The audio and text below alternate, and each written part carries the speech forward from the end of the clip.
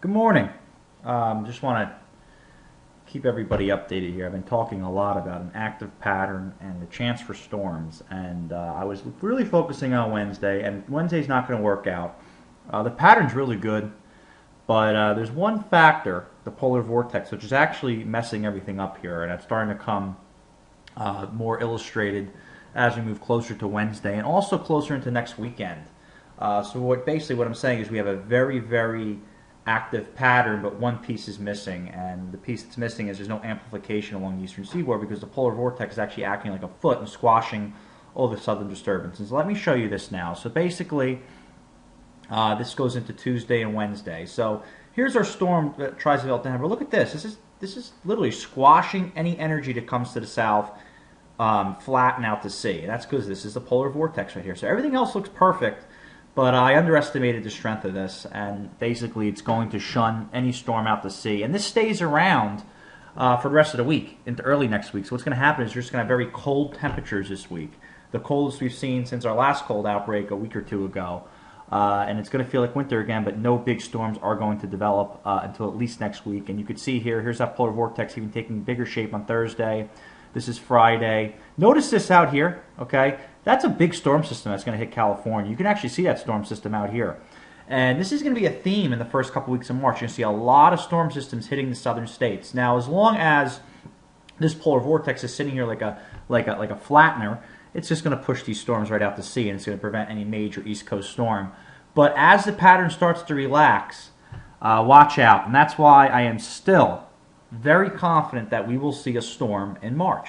It's not going to be this week. I think it might be next week, and if it's not next week, it might be a week after, but you're going to see a storm. The pattern is just there, and once we relax this pattern, somebody, now when I say storm, it doesn't just mean our backyard. It could be somebody in this eastern third of the country is going to see a big storm. I can't precisely say where, but I'm trying to show you what's going to happen here. So as we move into Monday of next week, notice it starts to retreat to the northeast a little bit.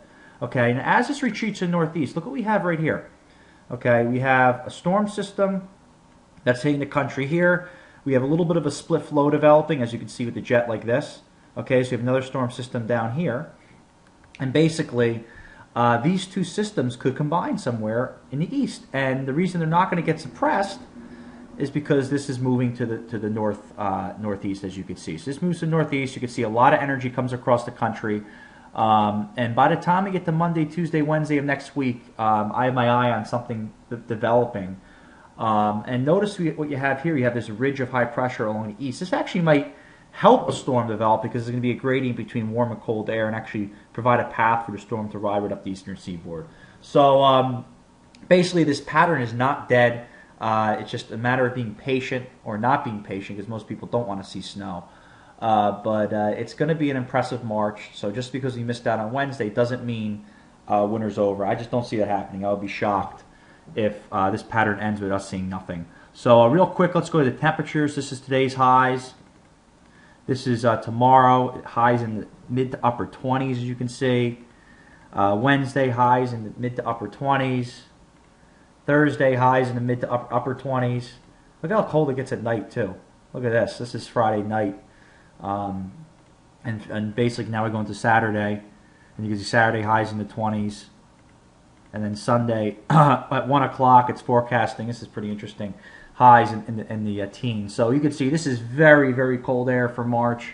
And this is just a precursor to what I think is really going to open up eventually. And I think it could be next week along the eastern third of the country somewhere. So I was wrong about Wednesday. That polar vortex basically spared our area. But I think moving forward, my ideas about this pattern I discussed last week are going to come to fruition. It's just a matter of being patient. If you want to see a little more snow this year, or hoping I'm wrong again if you want to see spring come. But the warm temperatures of spring are definitely not coming until at least after the 15th. So thanks for checking in.